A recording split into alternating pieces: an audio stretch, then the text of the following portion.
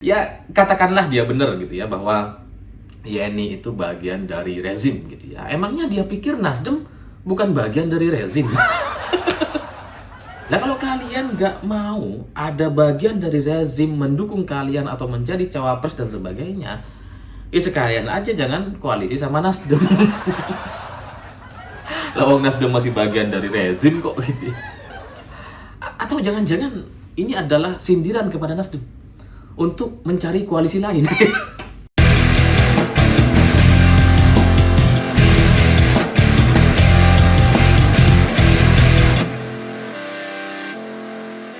Selamat malam semuanya. Hari ini cerita koalisi perubahan itu semakin hari semakin nggak berubah. Karena ceritanya sejak beberapa bulan yang lalu, sejak tahun lalu, itu sama aja gitu, belum berubah. Nasdem dan PKS dan Demokrat sama-sama mengatakan bahwa untuk posisi cawapres itu diserahkan kepada Anies gitu ya. Itu kata mereka gitu ya, tapi di kenyataannya sebenarnya mereka terbagi menjadi dua gitu. Kalau Nasdem dan PKS itu yang penting bukan AHY. Sementara bagi Demokrat ya AHY harga mati. Kalau nggak AHY ya udah bubar sekalian.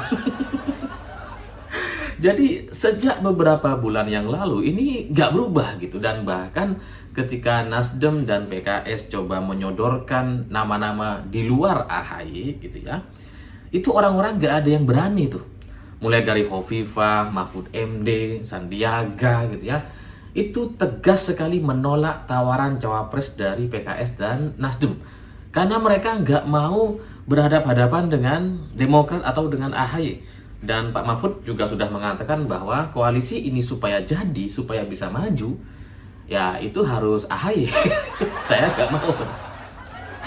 Nah, tapi belakangan gitu ya, ini ada sedikit perubahan karena Yeni Wahid yang sebelumnya kayak kurang setuju, kurang suka atau kayak nggak mau untuk jadi cawapres, sekarang ini mulai bicara soal kemungkinan dia untuk menjadi cawapres. Jadi dia kayaknya mulai menerima itu gitu ya. Mulai berpikir soal lamaran-lamaran yang sudah diajukan oleh Nasdem dan PKS. Jadinya dia bicara tuh. Nah, ketika Yeni ini mulai bicara gitu ya, bahwa dia dekat dengan Anies, ya dia berpikir untuk jadi cawapres dan sebagainya, dan Nasdem memuji, wah ini pasangan sempurna gitu. Ini sekarang Demokrat emosi gitu ya. Ya karena bagi Demokrat, kata Johnson gitu ya, Yeni Wahid ini adalah bagian dari rezim katanya. Yeni ini ya bagian dari rezim, nggak tahu kenapa gitu ya. Mungkin Yeni jadi komisaris atau apa, saya nggak tahu gitu ya. Jadi dari sisi Demokrat gitu ya, yang namanya koalisi perubahan itu harus diisi oleh wajah, oleh muka, oleh orang yang koalisi perubahan gitu, yang sesuai dengan istilah perubahan, bukan bagian dari rezim. Nah kalau Yeni ini rezim, ngapain dia masuk ke koalisi perubahan? Nggak sesuai katanya, nggak cocok. Saya ketika baca tulisan Johnson itu, saya berpikir bahwa ternyata politisi-politisi Demokrat itu banyak yang nggak logis juga gitu. Ya katakanlah dia benar gitu ya, bahwa Yeni itu bagian dari rezim gitu ya. Emangnya dia pikir Nasdem bukan bagian dari rezim?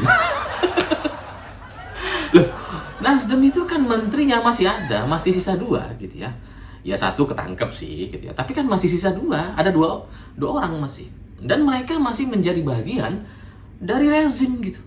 Lah kalau kalian nggak mau ada bagian dari rezim mendukung kalian atau menjadi cawapres dan sebagainya, ya sekalian aja jangan koalisi sama Nasdem. Lah wong Nasdem masih bagian dari rezim kok gitu ya. Atau jangan-jangan ini adalah sindiran kepada Nasdem untuk mencari koalisi lain. Karena Johnson bilang bahwa ya kalau masih menjadi bagian dari rezim ya silahkan cari koalisi lain, silahkan daftar cawapres di tempat lain, maksudnya di Prabowo atau Ganjar gitu. Ini jangan-jangan nyindir Nasdem gitu ya. Kalau Nasdem nggak mau AHY, udahlah keluar aja ya. Wah, tambah nggak jadi dong gitu ya, nggak jadi maju.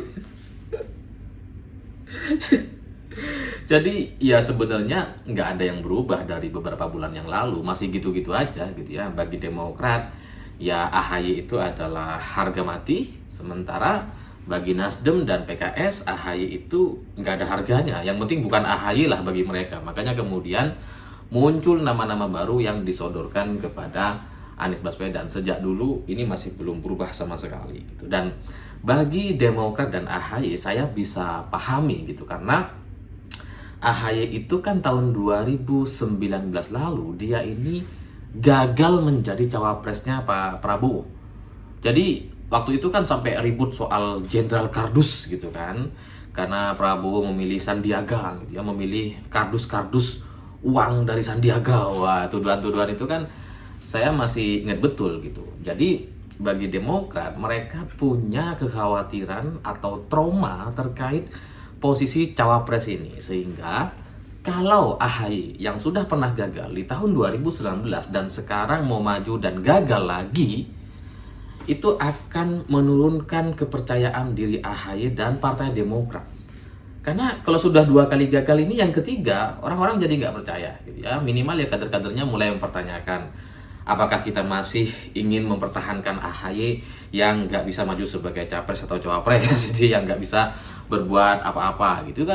Itu kan jadi pertanyaan, sehingga kalau AHY gagal lagi tahun 2019 itu akan menggoyang posisi dia sebagai ketua umum Partai Demokrat, dan mungkin akan digantikan oleh orang lain atau oleh adiknya sendiri ya ini Ibas gitu. Karena menurut teman-teman gitu ya di Demokrat itu, Ibas itu lebih bisa bersosialisasi dengan kader. Kalau datang ke daerah itu lebih membantu katanya. Kalau AHY itu lebih banyak nyusahinnya katanya gitu ya. Jadi sebetulnya banyak yang suka dengan Ibas gitu dibandingkan dengan AHY kalau kita bicara soal anak dari Pak SBY gitu. Makanya kemudian ya AHY ini ya harus sekarang gitu, harus 2019 harus maju untuk mempertahankan posisi dia, untuk membangun kepercayaan di mata kader-kadernya, karena kalau enggak itu akan berbahaya sekali gitu. Ya meskipun pada akhirnya Johnson ini tidak menyebut, tidak mau dikaitkan dengan partai politik, ini bukan atas nama partai, ini atas pendapat saya pribadi dan saya akan perjuangkan untuk menolak Yeni gitu ya. Ya tapi pada akhirnya kan tetap aja ini menjadi satu kesatuan, bagaimanapun sampai kapanpun yang namanya Johnson ini tetap adalah kader dari Partai Demokrat, sehingga meskipun dia mengatasnamakan pribadi, ya tetap aja gitu ya ini menjadi satu keresahan atau mewakili keresahan di kalangan orang-orang Partai Demokrat dengan kehadiran Yeni Wahid. Makanya kemudian dia berani coba sampaikan. Tapi bagi saya gitu ya, yang menarik dari cerita ini itu adalah respon dari Yeni Wahid sendiri. Ya sebenarnya Yeni ini apa ya, saya punya banyak cerita, saya dengar banyak cerita terkait Yeni, dan dulu kan dia disandingkan dengan Pak Ganjar oleh PSI gitu ya. Saya mendengar banyak cerita itu, tapi nantilah kapan-kapan kalau ada momen yang pas kita ceritakan. Tapi respon dari Yeni kepada Johnson atau kader Partai Demokrat atau elit Partai Demokrat ini agak lucu, karena Yeni bilang, loh saya ini belum apa-apa, baru cuma merespon lamaran gitu ya, lah kok sudah dibeginikan katanya. Ini kalau nanti bosmu butuh bantuan, aku emoh loh ya. Saya emoh loh ya saya. Jadi ya nanti misalkan AHY minta bantuan kepada Yeni terkait ya, apalah di Jawa Timur terkait pemilu dan sebagainya, Yeni nggak mau ikut gitu karena belum apa-apa sudah diperlakukan seperti ini gitu. Jadi ya itu menjadi kelemahan bagi Partai Demokrat gitu ya. Karena kalau Mbak Yeni nggak bantu, mungkin selama ini sering bantu gitu. Jadi kalau setelah ini Mbak Yeni nggak mau bantu-bantu lagi, ya sudahlah.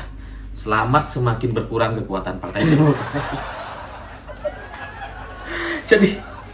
Jadi ya si malakama sih memang bagi Partai Demokrat gitu ya, dari koalisi perubahan ini juga gitu, karena dosa terbesar Anies Baswedan itu adalah politik identitas. Itu harus kita akui bersama-sama dan semua orang tahu penawarnya. Jadi Anies ini gitu ya, dia punya satu dosa, itu ibarat penyakit lah. Obatnya ini ada, tapi obatnya ada di pihak lawan. Jadi makanya kemudian dia sekarang coba mencari obat alternatif lah kira-kira. Makanya kemudian coba menggandeng Hovifah, Yeni Wahid dari kalangan NU gitu.